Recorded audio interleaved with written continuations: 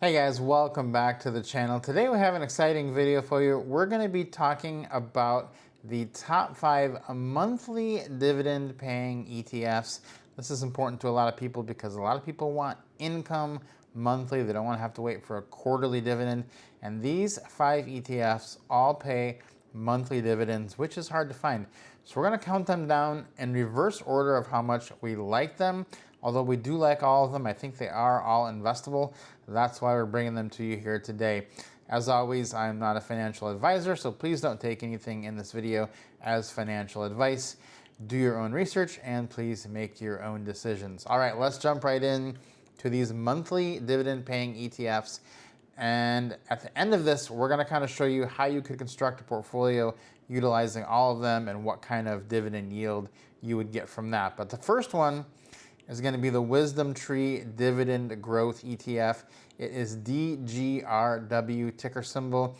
Now this one is pretty interesting because it kind of is all over the board with what's in it. It has all kinds of things from Microsoft to ExxonMobil to Apple, Nvidia even. Yes, Nvidia does pay a dividend, so it's in here, and it is a growing dividend, but it's a very small dividend. Then it has things like Procter & Gamble, Home Depot, and Chevron. So there really doesn't seem to be a consistent theme other than the fact that these companies are all growing their dividends. But because of that, you're getting some pretty low paying ones. So the dividend yield overall for this ETF is only 1.6%. Now, if you have a lot of time until you're actually going to retire and use this income, this could be one of the better performing ones because of those tech names. They are going to grow that dividend much quicker than these other ETFs. But if you're looking for consistent current income off of your ETF, this is probably not the one for you. I do like this, although it's kind of hard to put it into a little ball and say this is what this ETF is, other than it's supposed to grow over the long term, thus the name DGRW Grow. Next up, in 4th place, is going to be JEPI from JPMorgan. And this is a covered call strategy. So this one, they are owning stocks and they are selling covered calls to boost that yield that you're getting each month. That does work pretty well. And this is a less aggressive one than JEPQ. This has kind of a mix of stocks as well. It's got Visa, MasterCard, again, Microsoft, but also things like the Southern Company, AbbVie, Meta Platforms, and Amazon. So this has a mix of utilities, tech, financial. You'll also note that this one, the weights are all pretty similar. They're all coming in at about the same weight. So it's not heavily weighted to the top few holdings like a lot of other ETFs are. So this one is pretty good if you're looking for a covered call strategy that's going to get you about an 8% yield. It does well in range-bound markets. And this is one where I think people are starting to utilize this because they're seeing that it is boosting that dividend quite a bit over DGRW, ones like that, where it's only 1.6%. This one is coming in at 8% a month, and that is a pretty nice payday on a monthly basis. All right, let's move on to the next one. This is PEY, and I really like this one. This one's 3rd. Comes in at 4.8% for the dividend. It's not a covered call strategy. It's just a straight up, they own the stocks and you're going to benefit if the stocks go up and you're going to get paid that nice dividend every month. Now, to get a 4.8% dividend, they have to be pretty focused on non-tech, consumer staples, and utilities. And as you can see, they are. They hold companies like Verizon, as well as Pfizer, and then some utilities like Edison International. Now, one thing we know, and I talk about this all the time, in a market downturn, the last thing that people are going to do is cut their power and cut their cell phone. So this is a very defensive ETF. It's good to put in your portfolio if you have a lot of tech exposure, things that could take a downturn at some point. This will do pretty well in a down market, in a bear market, because of those utilities, because of the financials, and because of the consumer staples. People just aren't going to get rid of that. I mean, we all are going to do a lot of things before we don't pay our power bill. That's pretty much the last thing anyone would do. So I do like this ETF. I like the starting yield. It is pretty good at 4.8%, and that is going to boost your overall portfolio return. Next one I think I like a little bit more even though than that, and it is SPHD, and it has a 4.89% dividend yield.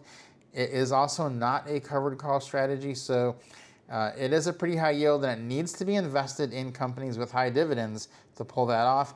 And as you can see here, it is more focused on real estate and things like Crown Castle, things like Verizon, VICI Properties, which is a Las Vegas real estate company, Realty Income, AT&T, and then also Pfizer. So there is some overlap with this and PEY, but I do like that this has some REITs in it, and that is what pushes this ETF to a little bit higher yield.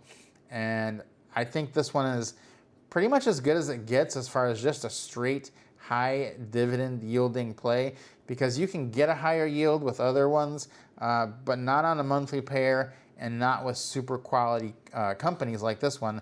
These are companies that have been around for a long time and are likely to do well even in a down environment. And then the one that comes in first place for me right now is JEPQ. You can see that juicy dividend yield of 11.5%. That is what everybody is buying this for. This is a covered call strategy where they are selling options and you're boosting that income through the covered calls, but they also do own the stocks directly, so it will benefit in a bull market. It just won't benefit as much as if you had owned the stocks directly. But as far as being able to have exposure to basically the hottest tech stocks and earn a pretty high dividend off of it, this is as good as it gets, because if you remember the very first one we talked about, DGRW, had a lot of these same names in it, Microsoft, Apple, Nvidia, but the dividends are so low on those companies that ETF, the yield was only 1.6. This one is over 11, and they do that by selling covered calls. And so you take a little bit of your upside away, but you get a lot better monthly payout. So this one, highest by far of the rest of them. I think it's going to have a position in my portfolio for many years to come, as it is performing pretty well and has been performing pretty well over the last 4 years or last few years. So let's take a look at how it would look if you just took an equal amount of each of these 5 ETFs and put them into a portfolio. Let's do a $1 million portfolio. You put $200,000 into each. It's going to give you a pretty surprisingly high dividend yield of 6.19%, and that would give you a total monthly dividend payout of $5,155. Now, we are traveling the world, and I'm coming to you from Cambodia today, and we've been doing this and living off dividends, living off residual income sources, and we always put out videos. We have some other channels we put out videos where we're like, well, if you can get this much money and get a 6% dividend, then you can basically live off that for the rest of your life. And people are always asking, how do you get a 6% stable dividend in the market? This is one way to do it. You can just take this, divide your money up between these 5 ETFs, and it is coming out to a 6.19% dividend, which is pretty good. But let's say 6.19 isn't big enough for you. Let's say you had $1 million and you wanted to target an $8,000 a month monthly payment. Let's see how you could break that one down as well. So what you'll notice here is you would have to shift a lot of your money over to JEPQ and JEPI because they are paying quite a substantially higher dividend, and you would put pretty much no money into DGRW and just a little bit into PEY and SPHD. That would actually get you this total, the breakdown we've got here, with 60% into JEPQ and 30% into JEPI. It pushes you to $8,150 a month. So it is substantially higher, but remember, you are giving up that potential growth. DGRW is going to be the fastest growing ETF on the list, and they're putting almost nothing into that with the low dividend. So you are sacrificing future growth, future returns for current income. So guys, you do need to kind of decide how you want to break this down. Do you really need maximum income right now. If you do, you're looking more at JEPQ.